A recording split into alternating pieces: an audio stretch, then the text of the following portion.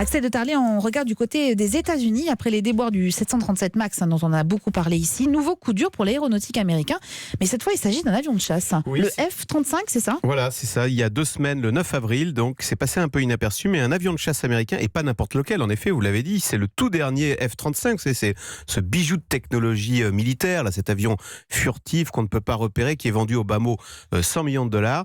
Eh bien, un F-35 fraîchement acquis par l'armée japonaise s'est écrasé en mer, au large du Japon, sans raison. Et il reste introuvable. Ça fait 15 jours qu'on le recherche l'épave. On a juste retrouvé les débris de l'aileron, mais on n'a pas trouvé la carcasse. Alors ça pose 2 gros problèmes. D'abord, on n'a aucune idée des raisons du crash, d'autant que le pilote était très expérimenté. Il n'a même pas eu le temps de s'éjecter du cockpit. Du coup, on s'interroge.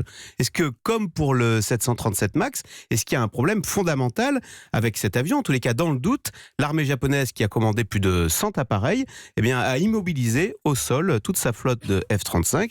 Et puis, il y a un deuxième problème, c'est que cet avion reste introuvable et ça inquiète beaucoup les Américains qui n'ont qu'une peur, c'est que l'épave ne soit retrouvée avant par l'ennemi, en l'occurrence les Chinois ou les Russes, qui mettraient ainsi la main sur les toutes dernières technologies américaines. Donc en ce moment, toute la marine japonaise est mobilisée, avec la marine américaine d'ailleurs, qui font des recherches 24 heures sur 24 pour essayer de retrouver cette épave, l'épave du F-35, et éviter ainsi que des secrets de fabrication militaire ne tombent aux mains de puissances étrangères. Mais est-ce que vous êtes en train de nous dire que cet accident pourrait aussi compromettre l'avenir de cet avion de chasse américain ? Alors il est très critiqué. Comme on en a parlé avec le Boeing. 737. Ouais. C'est vrai qu'il est très critiqué, ce F-35. D'abord, il rencontre d'énormes problèmes technologiques, et puis il est critiqué pour son coût. Écoutez, même Donald Trump a jugé que le coût de développement de ce F-35 était, je cite Donald Trump, hors de contrôle. Néanmoins, son constructeur Lockheed Martin a une carte fantastique, c'est l'OTAN, parce que la diplomatie américaine